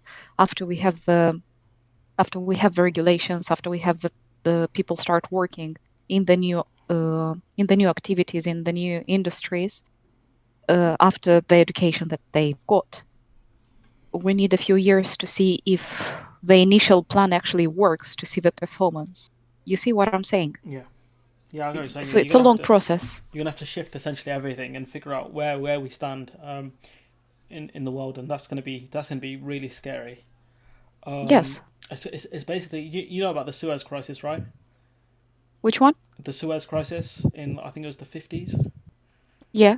It's going to be like that. And so, if anyone who doesn't know what the Suez Crisis is, it was before Brexit. It was the biggest foreign policy blunder in British history. So it was the Suez Canal, which is in Egypt. It runs through Egypt, I believe. Was nationalised by the Egyptian president at the time, and so Britain was like, can't be having that. So Britain and Israel came up with a plan, which was for Israel to partially invade just a slight bit of Egypt to pull straight back out, and then Britain would come in and play mediator. And so Britain went in, and then the US was like, bro, what are you doing? And we were like, mediating and stuff, bro. It's like, we can see what the US were like, we can see what you're doing, get out. And then we were like, oh yeah, sorry, bro, I didn't mean to do that. And it made us look like massive idiots, especially post World War Two, where we were, pre World War Two, we were a superpower, and then you realise we're not anymore. And yeah, we got told to sit down, and boy did we comply. Is that what you know of the Suez Crisis, Georgia, or? Yeah. I know that it was between Israel and Egypt because of the Suez Canal channel. Yeah. Um, and yeah, UK. Let's not forget that Egypt was colony of UK before that. Yeah, and so essentially the US shouted, "Cadets stand down," and the UK stood down. And so yeah, and so I think the coronavirus mixed with Brexit is gonna do massive damage to the EU as well. But I think it's going to destroy the UK. I think we're going to struggle to get out of this. But it does lead me to the next question, which is kind of EU based, I guess. It's a great segue there. What do you think of that? Is that professionalism at its finest? What do you think? Was that not a slick segue? I think it was. Let's do it. The more I keep saying it, the less slick it's going to be. But there's a growing rift between Italy and Germany. It feels like, or Spain, Italy, France, and Germany. And so we see all that in the migrant crisis, where essentially Italy and Greece were. I don't want to use the language that other people would use, but there were a lot of people coming from a lot of war-torn and damaged countries, let's say, were coming into Europe via Greece and via Italy as well, and the Italians did not get a lot of help. And then to top it off, Germany and France were bribing the Turkish government to stop migrants going to France and Germany, and essentially that means they can only really go to Greece and Italy. And so there has been a rift over that. There was also a rift over the 2008 recession, where Italy believed that I think they didn't get as much help as they should have done. And now with the Corona crisis, which is really catchy, Italy wanted essentially money from the European Central Bank to help them, and then Germany were like, what? And then they managed to get it in the end, but it was a lot less than what I think Spain and Italy wanted. Which was, they wanted, I think the bailout they wanted, I saw it somewhere, it was about 1.2 trillion was the numbers that the bailout should have been. They called it the Corona bond. However, the bailout money is closer to 500 billion, which is about half. And so that's what I've read into it so far. The 1.2 trillion number I can't find again, which is really frustrating. But we know the actual number of the bailout is about 500 trillion, 500 billion even, not trillion. So what do you think about the growing rift between sort of the southern states and the northern states? Italy, it feels like To be Italy, honest, France. Oh, sorry, Italy, Spain are having some sort of problem, particularly with Germany. So yeah. yeah, especially Italy and Germany. I saw that Italy Prime Minister said that potentially their economy will decrease by 11%. Yeah, Giuseppe So Conte. that He's a means, really good-looking guy. yeah, Yes. maybe, but I'll send you a picture of him. economically, okay, From out of his age. but yeah, I'm looking most likely at what they talk, not how they look, to be honest. Georgia, you did not listen to the podcast me and Alice did, which is like, oh, that guy's a handsome guy, and Alice was like, yeah, he is. Generally, how our conversation started about pretty much every other guy we spoke about. Good. Yeah, I've just sent it to you now, and I'll put a picture up on the screen. But yeah, carry on. Sorry, carry on. No. Yeah, what I wanted to say is that he said that the country economy will decrease by about 12%, and the GDP of the country towards GDP would be about 11%. That's quite a lot, isn't it? It is a lot, and he's asking the Germany and all the other European countries, all the debt that is going to be that the whole European Union will get after the coronavirus. Italy is proposing that this should be add up from each country individually as overall debt and split across the countries, which It's a I bit know excessive. Germany and Netherlands, yeah, The Netherlands, Germany yeah, that was and the other country. Netherlands, they didn't really like this idea. But to be honest, I don't know. In one way, I know Germany is helping a lot European Union itself. So, for Yeah, example, they are giving masks, ventilators, yeah, they and they gave took 60 to the patients, UK as well. Yeah, and they're taking patients because yeah, they've dealt with this from really, Italy and France. really well. Yeah, In terms of EU, European Union gave 100 billion euros to the whole European Union as a recovery that didn't go to the grant. UK though, did it? Because we're not No, part of the European Union anymore.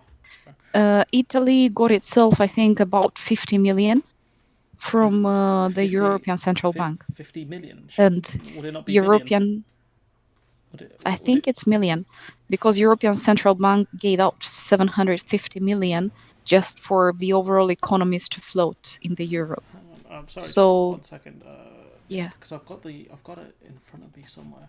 Here goes. EU strikes 500 billion relief deal for countries hardest hit by pandemic. See if stupid Guardian thing. Just have a look quickly if I can get. Come on, Control F. Don't let me. I'm hitting Shift F. That's why. It's my fault. Sorry, Control F. See, so it's a 500 billion euro bailout. So it doesn't say how much Spain and Italy are getting, but it's this finance minister. We have to put on the table European Council a recovery fund enabling common debt. Just like you mentioned, the common debt thing. The main protagonist, Italy. See, I can't find the actual number to be fair, but I'm sure it'd be in the billions rather than the millions. I think. I'm not 100% sure. I, We'd have to but check. I think basically, the numbers aren't massively important, but we know that Italy is essentially trying to spread the debt, and Germany like you need to sit down. how to say, because Italy had that many numbers, in a way, it's nothing to be with Germany or Netherlands. Netherlands, they have very many cases. They don't tell other countries, Yeah, because they're not you going to be have to deal crackers. with it. I think personally, I think the Netherlands should have asked for the bill to be split purely because they're going to get whacked hard by this one. I feel like they should have said that. Okay, yeah, let's do that, and then you can try and spin it as we're the good people in this one. You know, our country hasn't been hit that badly. Then, because it's going to turn out in the end that the Netherlands and Sweden are going to get hit extremely badly by this. They already are. Let's see later on what will happen. I'm saying the final number, the death toll, is going to be very high in these countries, and there's gonna be a lot of questions asked about the Dutch government and the Swedish government about what their response was. Um, so yeah. So do you think that there is a growing rift between those countries, Italy and Germany? It feels like. Yes, I do think that in a way Italy, a bit like US, is looking for whom to blame, and a bit looking for help. I don't say that they don't require help. They need help definitely from um, European Union, because in a way it's like a brotherhood. Yeah, You need to help each other.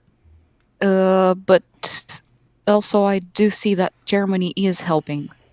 They are trying. Their strategy is working well. Germany, yeah, And the Germany, because they were later on, they were hit, I think, later on compared to other countries, and they had an effective plan to deal with it. And obviously, Italy and Spain, I think, I have a lot of sympathy for purely because they were the first inside Europe to be hit, and obviously they wouldn't have been prepared for it. But I feel like other countries, sort of France, the UK, Germany, should have been. Well, they had time to be prepared. Whether they took that time was up to them. The Netherlands, I throw in there, the Scandinavian countries as well. They had more time to prepare for this to come. yes, Yeah. Okay. Sorry, there's awkward silence there. Italy was hit. Very And once quickly. Italy was hit, the rest of the Europe was able to react. is the first domino really to fall Yeah, in Europe, and then everyone else. I think Spain got hit straight after, and then that's when people were like, "Wow, this thing is dangerous." And the UK were like, "What are you talking about? What's dangerous?" And then we're like, "Oh, that thing. We'll be able to deal with it with the bulldog spirit that got us through the Blitz and the other stuff." And then we yeah. realized that the coronavirus doesn't care about the Blitz spirit and the bulldog. It's gonna kill. And yeah, so yeah. Sorry, just to go back to the question. Do you think there is a growing rift between Italy and Germany? And if so, what do you think can kind of repair it if there is one? I usually say many times diplomacy, agreements, talks. But in this case, to be honest, I would say it has to be done that way. Because if people want, or let's say the countries won't get to an agreement, the first thing that would happen after coronavirus would be a big hazard and big increase and very high chances of European Union to collapse. After UK went out of European Union, we can see very, very high increase in like right wing separatist, not separatist, but exiters in Mm. Italy, France, Greece, even Germany. So that's what I'm saying. I think If Italy is gonna be left out and there will be no or support of it, then the opposite governments will be very likely to use that as a thing for their support, and we yeah. will see increased protests among European Union members for exit. I feel like the Look, sorry, go on. Just finish what you were going to say. no, that's what I'm saying. That Oh, is okay. what can be as a consequence. So a deal or a support has to be offered, definitely. I feel like Italy have basically shelved the stars here and gone for saying that the debt has to be shared and all this stuff because I feel like they secretly knew that Germany aren't going to do that. So what you do is you get Germany to go to a compromise position, which is maybe not exactly what you wanted, but it's if you start with your original position, you would have got less. If that makes sense. So say Hmm. if you want the number to be seven, so instead of saying seven straight away, you say 10, and then Germany are Hmm. like five, and you're like, all right, we'll agree on seven, and then it makes you look a lot better in terms of negotiations. The only problem with that is if you fail, then you look like an idiot because you've asked for something that you were never going to get in the first place, and Germany just shut you out. But I feel like Italy have a lot of leverage here purely because they are in the eurozone. So if Italy tank, then it does damage to the euro as a currency, right? Hmm. That's what the But they have eurozone. the same currency. Yeah, that's what I'm saying. So surely it affects the German currency, which is obviously the Yeah, euro as well. So if yeah, Italy does fall, then it does cause problems to the euro as a whole, right? yeah, And so yeah, the yeah. other It will bit, yeah, decrease. yeah, the other leverage they have is the fact that Italy are they their net they pay in more than they take out of the EU, right? I think yeah, because Yeah, Italy is one of the biggest economy and so Italy have a in lot of European Union. leverage because now the UK is gone. I think the EU will have to come in a lot closer and band a bit more together, and maybe cut Yeah, budgets here and there. And so that gives Italy a lot of leverage, purely because you really do not want a country that puts in more is a net payer. I can't think of the term. Do you know what the term I'm trying to say is? A net donor instead of a net recipient, if that makes sense. Is that yes, the term? So you really want a country that pays in more to stay in. So it gives Italy a lot of leverage, and I think that's why Italy have managed to get some decent concessions out of the EU, from in terms of bailouts and stuff. And so I feel like yeah, as long as Italy have that sort of leverage, I feel like there will be a rift in play. So I think that Germany eventually will get annoyed as like, come on, man, we bailed you out in these instances. Like, sort yourself out. And then Italy will be like, look, man, we're in this together. You know, help me out, help a brother out. And I feel like so long as those two things are in play, I feel like there'll always be a rift, but they're stuck kind of with each other yeah, because of the EU and sort of the project as a yeah, whole. yeah, So I feel like there'll always be a rift there. I think like Germany really bungled the migrant problem. I don't want to say it's a problem because obviously it's not, but the migrant situation, I guess, by bribing Turkey and sort of letting France do the same, because then you're not all in it together. Essentially, you've left Italy and Greece deal with it on their own. So if it's the idea that the EU are meant to be like a brotherhood of some sort, they will have to take damage collectively. Um, because when they do well, all of them do well together. If that makes sense. So I feel Hmm. like as long as Germany don't do things stupid like what they did with the migrant situation, I feel like the rift should be okay. But Italy do need to try and help themselves out a bit more. Um, Yes. with the Yeah, coronavirus, I give them, mutually, yeah, because at yeah. the end of the day, this is a union. I feel like Italy with the coronavirus, I'm not going to put any blame on them because they've dealt with it as well as they could have done, given the circumstances. And I feel like they've gone into debt just to make sure people, don't have to worry about paying their mortgages and stuff. And that way, Yeah. you have a bit more leverage to keep people at home because you can say that, why do you need to go outside for? You don't have to work. Your mortgage is being covered. Your bills are covered. Stay inside. You don't have a reason to go outside. Whereas in Hmm. this, we're in the US where if you have a job, you kind of have to go out because no one's going to help you. You have to help yourself here. And so I feel like that's where the Italian government have done well. And so I feel like there'll always be that problem there because Germany will always have more than the other EU countries because the nature of what Germany Yeah. is. It's a Yeah. giant powerhouse. But I Yeah. feel like Germany have to make sure that gap doesn't get too big between other EU countries because there'll be a lot Mm. of jealousy there and a lot of problems because of that. So I feel like do you kind of agree with that? Disagree? Do you think that's a fair assessment? Yes. Yes. If they, basically, yes. At the end of the day, if European Union comes to, let's say, some sort of disagreement, this will be an economic shock first for Italy, and it will be kind of a situation with Greece we had. Euro will get depreciated in regards to any other currencies of the world, and this will drag economies of, let's say, the so developed countries as Germany, Italy, France, and I think they don't want that.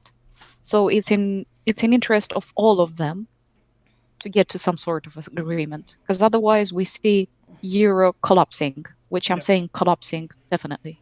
the It euro. will already see a decrease, uh, but we don't want this to collapse. The EU definitely wouldn't want that, so they would have to give concessions, and given Italy would have rose up the rungs a bit, pure because the Yeah, UK leaving does put them in a yeah, good favourable position. So I think that answers the question. There is a rift there. It is growing slightly, but given the fact that there was a bailout from the European Central Bank, it should be okay for now, and they should be fine so long as they don't let each other fall away like they did with Greece, yeah, and they really screwed Greece. If they do a similar thing to yeah, I think another EU country, I think there'll be some real problems. So we go to a viewer requested question from Clara. yeah, So do you think the government grants in the UK, the government grants and loans to businesses will help in the long term? yeah, So do you uh, think it's kind of enough? I guess. Um, yeah, yeah. Do you think the loans and grants will help businesses in the long term? So the UK ones. yeah, yeah. So this one is a very good question, to be honest. As I said, the government will be able to give grants and loans to businesses, short or medium term. So maybe until the end of the year next year, because otherwise it's not very viable. So Yeah. the debt to the government is going to be high, and that will decrease the opportunity or chance for this debt to be repaid by other businesses. Okay. From what I've seen, the grants and loans aren't really. They're very hard to get a hold of, and so purely for that reason, I feel like in the long term they're gonna because they're not going to be super effective if you can't get them. I feel, and because they're loans, you might be a bit reluctant to actually take them because I don't know what the interest rates are going to be on Yeah, them, and so you might be a bit reluctant to take out a loan, especially if you don't know if your business is going to last in the long term. So I feel like if the money was a grant, even if it was smaller, would be a lot better. So I feel like in the long term, it's not going to be that effective, purely it's because not going to be effective because there won't be, let's say, after this hit, yeah, businesses will need a quick reply. yeah. But from what we see, it does take time for all the checkups, for all the replies to get back. So that is one thing that might affect the long term activity. So, as I say, short term might be able, medium term, because by the time a company or any business will get the loan, maybe they don't need it, or maybe the amount they They require don't. is higher Yeah, or already. maybe they just go bankrupt, like the 1 in 5 small businesses that are running out of cash. Mm. So maybe they'll go Yes, bankrupt. Yeah. So yes, I think that given the fact that it's taken a long time to actually get a hold of some of these grants, and the fact that even viable businesses are struggling to get a hold of these loans slash grants, I feel like in the long term they're not going to be that great. yeah, We've seen like in Canada getting access to the government money is very easy. And so if we implemented a system, like obviously you have to put checks in place if it's a loan.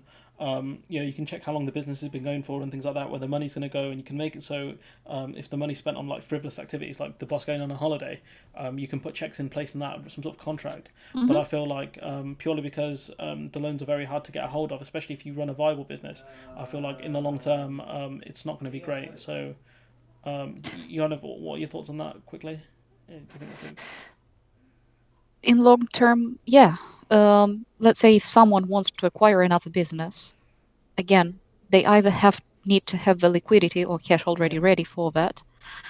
Because if they will take a loan, that would be hard for both sides, for the buyer and for the person that is selling, for the seller itself. As a seller of a business, I think I would personally prefer someone that comes already with cash ready Mm. and liquidity ready than someone that will be waiting for a loan. But what the kind of question is about the government grants and loans, and I feel like if the government do risk assessments and stuff, and they think that your business isn't viable, they won't give you a loan even if your business is kind of viable. And the fact that the banks aren't lending money either means that you're kind of pushed to ask the government for help. And the fact that businesses that are effectively viable can't get loans, I feel like the grants and the loans are almost useless. In the fact that if you can't get them, what's the point? I think this is there. If they're not giving it to viable businesses, it's there for spin to say that, oh, we are there to help you, and then when you're like, can you help us? They're Yeah. like, no, like that. If you see what I'm saying? Uh, yes, yes, yes. And with after coronavirus, let's say, in place with all these things, Mm. as I said, there will be money to give to businesses. However, to get them will be harder. Yeah, yeah, So from both banks and from the long government. term, there will be some impact, but for very few businesses, just for some of them that actually meet these requirements. Okay. And after this hit, many businesses will have already big debts, Yeah, which yeah. will I be, didn't actually think about that. Yeah, that's a valid point, and I yeah, guess and that will be contradictory to the requirements and rules that the government has for and their loans. and so I believe that if the more debt your business goes into, as the loans taking longer to get a hold of, the more debt you go into, the less viable your business looks, and therefore the harder it is for you to actually get the loan. If that makes sense. Yes, So and if your accounts as business just don't look viable. Like yeah, you don't look as a business that is going to survive. So why so give like you a loan yeah, if you will not be able to survive and give and me it's like my money back? you don't know what the interest on the loan is. And I think the main problem is that if Yes. I apply for the loan today, and it takes 2 weeks to get back to me, that's 2 weeks where my business has gone into more debt essentially, and it looks less viable. And so the government will say your business isn't viable, and you're like, it is. It just has to get over this slump essentially. And I Hmm. feel like that's going to be the main problem. So I think I feel like we're kind of on the same page with that. With the fact Yeah. that it's taking too long. I think the regulations might be a bit too stringent, and we don't know how long it's taking for the kind of background check process to happen, and what kind of restrictions they're putting on the loans. All we can hear Sunak is saying, Restrictions and itself the feedback, the reply about any loan, it's taken very long. That's because many businesses apply for it. yeah, And the checking time is very, very long. Might be there is a lack of, not lack, but scarce of staff to deal with the amount of businesses that apply for it. So again, that's something to be considered. okay. So if we go to our final question, because we are pressed for time slightly. Do you think companies will move manufacturing out of China because of the coronavirus in the future? So just to preface that with the point of the fact that we know a lot of US businesses are being told off by Donald Trump for moving manufacturing to China, even though he's outsourced out Hmm. his own manufacturing. Hmm. The fact that obviously China's the rising power now, especially, but focusing more on the virus aspect of it. We had the SARS outbreak in the 2000s, or I think the 90s. We've had this outbreak now. Do you think that's going to make companies sort of reluctant to keep manufacturing in China? Um, To be honest, firstly, when China will reopen the borders and everything again, um, I actually do see companies moving to China first. This will be like the first. We see now Wuhan being one of the first countries that reopened, yeah. reopened the borders. So yeah, Not this is something we discussed on the phone as well, Yeah, and so yeah. that's So that's a point you made to me. as the first stage, many companies will move their My headset's running manufacturing out. there Yeah, before. sorry, Yeah. we definitely have to cut this short. I think my headset's running out of charge as well. So sorry. Okay. No, no worries. Before they open their borders, so their business will be running. However, China seeing this as an advantage for their economy, they maybe will raise the price, will raise the um, costs for the export import for their activity. So for international companies to operate on their side, and with this in place, the costs to operate in China will be higher and potentially, let's say, very long term. We will see manufacturing relocating to different places. There is, as you said on the phone, Taiwan, Cambodia, Laos, Malaysia are there, Mm. many countries. We see now Bangladesh, which is the Big highest. up Bangladesh. Shout out. Yeah, no textile. Yeah, textile boom. Yeah, textile kings. Yeah, it's the biggest producer in the world. So Oh, the Bangladesh overtook India. yes, Yeah, screw you, India, definitely. man. 1-0 Bangladesh. Nah, 2-0 because we've got independence from you fools as well. That's 2-0 Bangladesh. Small country with the big wins, you know. And so yeah, so do you think they'll move into China because, like you said, the Wuhan point of Wuhan's just come out of it, and so they might ask a few more factories to do some contracts within Wuhan. Economically, yeah, economically speaking, to make sure that businesses from outside of China, so international Yeah, businesses, let's say UK, US, will be still working and will still have activity, they might move their activity from Europe, Americas to China, being as one of the first countries to overcome the the virus. outbreak. Okay, China might take some opportunity because of that, maybe increasing some taxes, increasing the prices for rent for the houses. There factory can be space. any, yeah, factory space. There can be anything.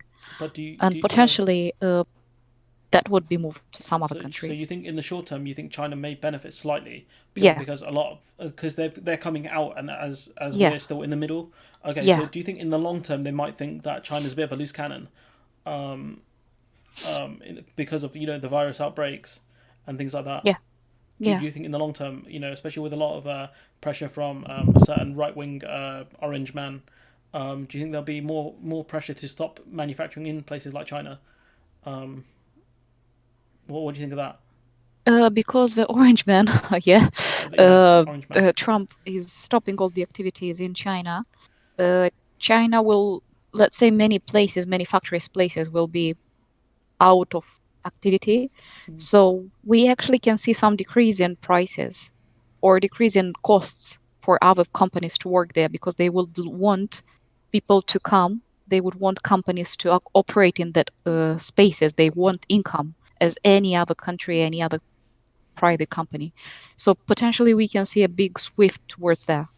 So what you think the in the long term, sort of the fear of virus outbreaks from China won't be a big deal? Do you think? Um, the virus outbreak, it is a big deal now and is definitely going to be in the history. Um, but for short term, or let's say until 5 years, Yeah. China will kind of benefit if successfully we finish with the outbreak by the end of this year. Okay. That's pretty interesting. Yeah, we'll leave it there because you've got stuff to do and my headset's going to run out soon, and so I don't know which one is going to give out first. So thanks for coming on the show again, Georgia. Really appreciate it. Thank you, and I hope the audio works. I hope it's recorded. To be honest, if it hasn't, we've just wasted an evening. Which I feel more sorry for you at that point than I do for me, because I wasn't No, doing a lot anyways, and you've got stuff to do. But yeah, I appreciate you coming on fine. and answering questions. Like I said, one of the questions was viewer requested. So a week before that I put a podcast out, if anyone wants to ask any questions, then feel free to put in the comments, and I'll ask whoever's coming on. You know, it's been. I think the last time you came on was during the winter, I Hmm. believe. And so, I appreciate you coming on, and hopefully you can come on again, and we can speak again another time. Sure, and thank you. Yeah, it's fine. You're doing me a favor. You're doing all the research, and I'm just putting out the information, I guess. No, no, it's always okay. Good then, and yeah, good luck with this. Let me know how it goes. Yeah, Like I'm the gonna give it a go editing most of it today, and then I'll try and do the rest tomorrow morning. I'm actually waking up early now. Um, so yeah, you want to give up quickly your top tip on avoiding cabin fever in your house? You got any advice for that? to avoid the high fever and Cabin fever, just being stuck in your house and feeling a bit down. You got any advice on how you're dealing with that, or? Yes, I start learning Greek. Get a new language, get to need something, clean the How are house you learning twice, three Greek? times. Helping. How are you learning Greek? I just found an app, and Oh, from there, okay, fair enough. yeah, first the alphabet, the basic rules of how to read it, and yeah, Just a final point. I asked another guy who's does some music on YouTube about if I could use some of his songs in my video. So prepare for a really cool musical intro for this podcast. So when you actually listen to it, potentially on Monday, hopefully, I'll have it out yeah, by. You're gonna hear some mad piano music. Hopefully, if I can get it all working. okay, sounds So great. watch out for that, everyone. So yeah, I'm definitely gonna. The guy gave me permission, which I'm really grateful for. I think his name's like Crescendo on YouTube. Good. I'll leave a link to his channel in the description stuff. I'll give the guy credit because his work is phenomenal. It's really good. And even Okay. though the guy did this cover 4 years ago, it's phenomenal. But yeah, I'll let you go because you've only got about a half an hour to call HMRC. I hope you're not in trouble. I hope you're not a Richard No, no, Branson no. type person. It's good. Just something with You my tax, committing so just wanted to tax. see. You know how the news report from Simpsons says he goes, he doesn't say tax evasion, he goes avoision. Avoiding. So you commit Yeah, any tax avoision. yeah. No, just wanted to see what's the last did heard. Good luck getting a hold of them. I'll let you Okay. go now. Thanks for your time, Georgia. I really Thank appreciate it. you. Okay. And Okay. goodbye. Thank you. Goodbye. Bye.